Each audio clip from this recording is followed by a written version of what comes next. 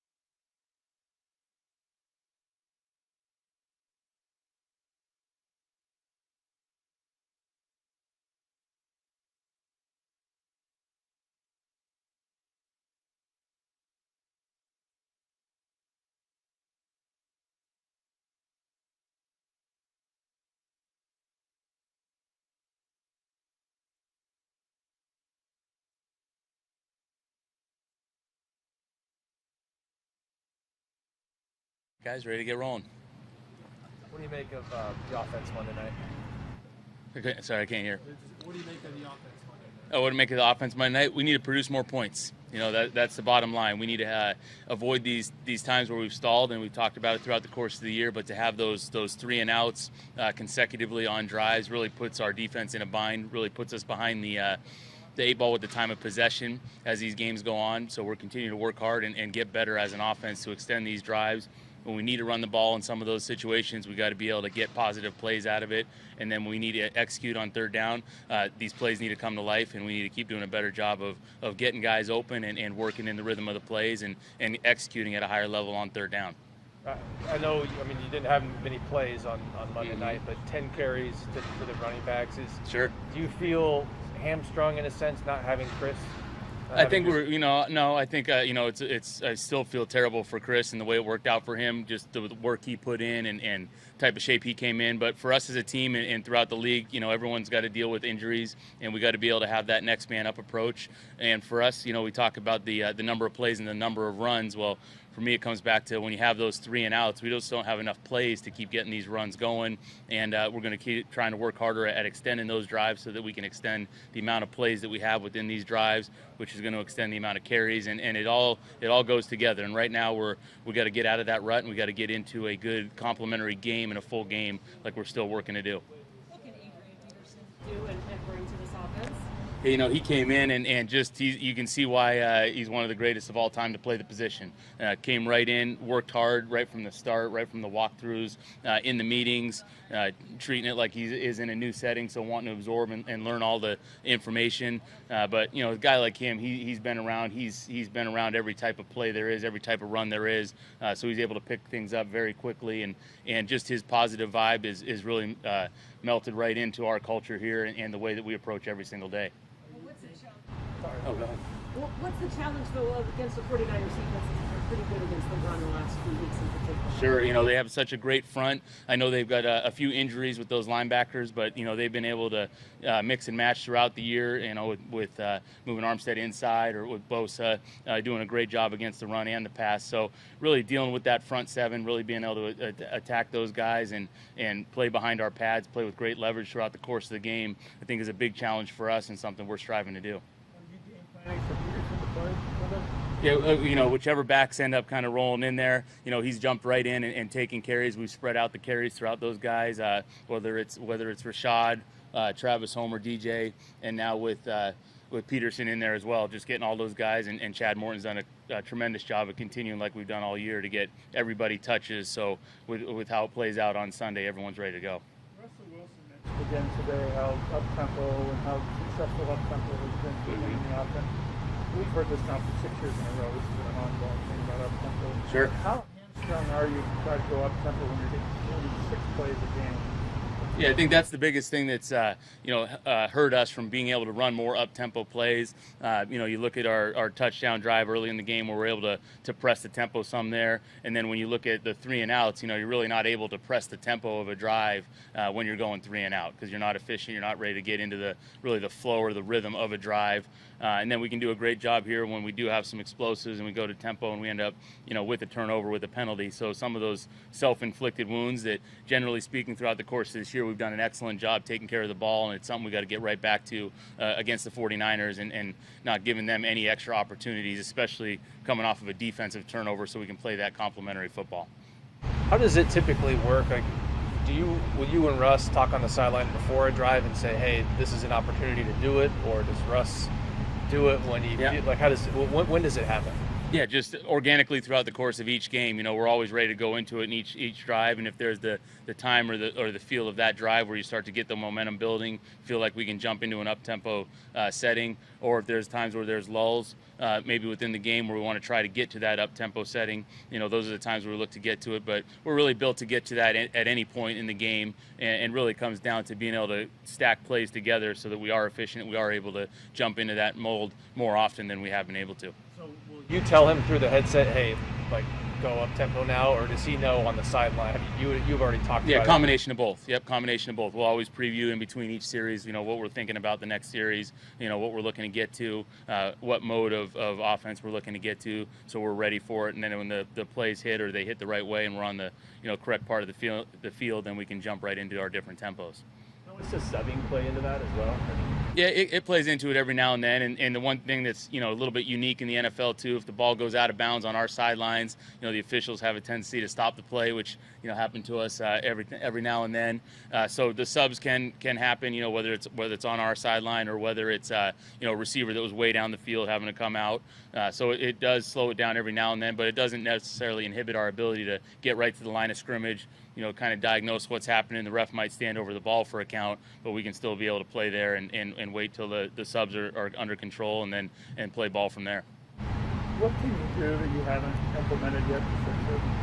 I think the biggest thing is us executing and being great with the fundamentals. I think it always goes back to that. I know I really believe in our process. Our players do too. We've had great meetings. We've had great practice. And for us coming down to really executing the fundamentals of our system, down in and down out, that's going to be a critical factor of us getting over the hump and getting out of some of the slumps that we've been in. How do you think the run block is another thing where you guys hopefully will be this year? Yeah, I think it's come on in flashes. There's been first halves where it's been really good, and that's where I go back to in the second half of this past game. Those critical scenarios where we need to be able to run the ball, we need to start being able to build some time of possession. Whether it's hitting a block a little bit different or the back, hitting the hole just a little bit off. Some of those things. There's been a lot of different factors. It's no different than in some of the stuff we've talked in the past with protection. There's been a lot of different variables that have led to that. So in my mind, we talk about schemes and different things, coming back to fundamentals and being great with our assignments, with our fundamentals, especially in those second halves, that'll translate into those good, efficient runs as we get going. What do you think of Kyle at left guard? Yeah, I thought he did an admirable job, especially against those guys inside. They have tremendous players inside with Washington, and he did a good job. Knew his assignments, knew where to be, and really battled through some things throughout the game. Where do you see going on most wrong for Russell Wilson on that? I think just getting back in his rhythm. I think he's seeing the field really well. Just getting back into his rhythm. He had some time off, obviously, with the injury, coming back in, and he's a guy that's going to work hard and do everything he can to put himself into the position where he knows he can be, and that's what he's continued to do this week. And I think just him, our job as coaches and his job as the players, keep working at his fundamentals and also, bringing himself back into, that rhythm where he's feeling great throughout the course of the game. And, he's the guy that he's always believing that we're going to win. It's what gave us a chance at the end of that game, when he's able to have that unbelievable drive to get us into striking distance there.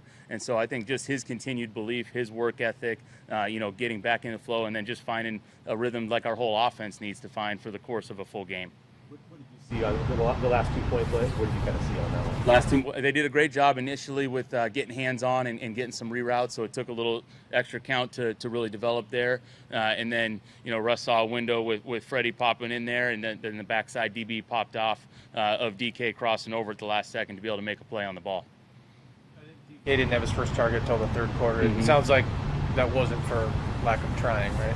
Right. Yeah. No, we're doing what we can do, and we got to get the guy the ball. We know he's one of the top receivers in the league. He's been great as far as his attitude, his work ethic goes. He's right back at it again this week, and coming out of a game where we got to do a better job as a staff of getting him the ball throughout the course of the game, early and often, and we're going to keep working to get that done and not making any of the excuses about different things that happen throughout the course of the game. It's just something that we have to get done.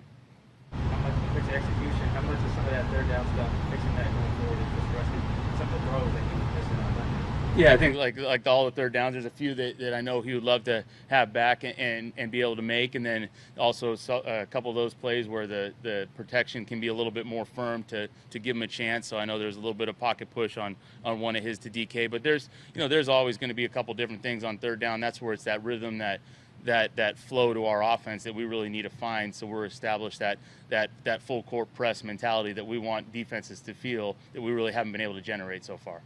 One of those third downs, I think the whole left side of the line moves, no one else does.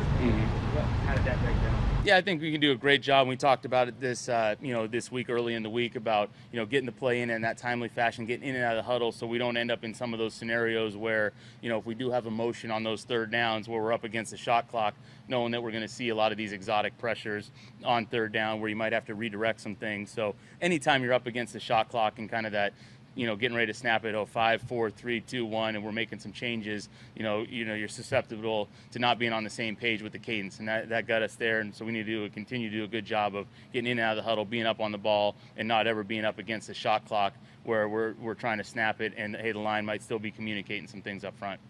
Do you have any precedent in your past for this, when you're doing 50 plays a game and 3 and outs, 5 in a row? Is there anything drawn on? Yeah, I think, some different places. I've been lucky to be in some places where we won a lot of games. I've had a few stints at some places where you did get into a rut where we weren't winning some games. And I think, the biggest thing, that's where I reference coming back to the fundamentals, where if things aren't going right, guys maybe looking outside, hey, how can I maybe have to press to make something happen, when the reality is if guys, we all continue to do our jobs a little bit better, that cumulative effect of everyone having that mentality and mindset will lead to the place where we're trying to get. Anything else, guys? Thanks, Coach. Good deal. All right. Thank you.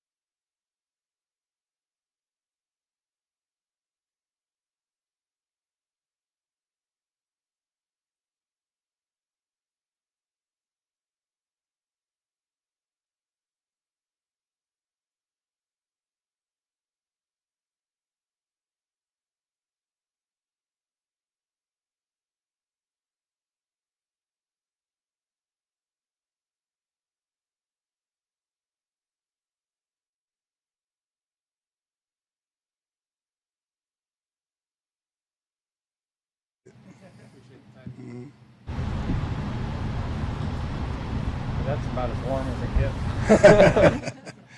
Yeah. What kind of stress is it on the defense with the number of plays are piling up and the time of possession routinely not in your guys' heads? Well, all I can say is we love playing ball. I think anytime we have a chance to get out there and play, whether it's 40 minutes, 50 minutes, actually the game goes for 60 minutes. So we're just trying to find different ways to, do our life's passion. And I think that playing, obviously it'd be great to play less, but anytime you can do more of what you love to do, you find ways to, positives. There's a lot of positives in it. San Francisco, they have dominated time of possession in these last 3 games. Their offense looks different than when we faced them earlier in the year. Why is that? Well, there's a big commitment to run the ball. I think that you can just tell that they've made a strong commitment to their run game, and it's been very successful for them. We asked you about tackling last week, and there's, I think, the challenge with Elijah Mitchell, right, and the amount of yards he gets asked for first contact. Right. What needs to happen so that those extra routine yards aren't there? We just need to hit them, and we need to wrap up well and drive our legs. I mean, they have a lot of good players on their team. They have yards after contact, and we have guys on this team who spend a lot of time tackling well. If you watch the games, you see our guys hit, and they hit hard. So it's going to be a real challenge for us to play their good players versus our good players, and it should be a good contest. Brooks had a few of those hard hits Monday night. What have you thought of the way he's played of late? There's no question. You see the development where he's come from. If you've been watching his growth, just has a certain confidence that you can see he plays with now. You see him moving faster, making decisions more clearly. and really making an impact on the game. And that's the type of player he is, and it's only going to get better.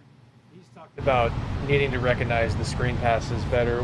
What are other parts of his game where you feel like he can still improve? Well, he's that type of player that has so much. He's been blessed with so many different qualities. He's fast. He's smart. He has great vision. Has great anticipation. Fantastic tackler, like we talked about. He has explosion. There's so many different things that he can do.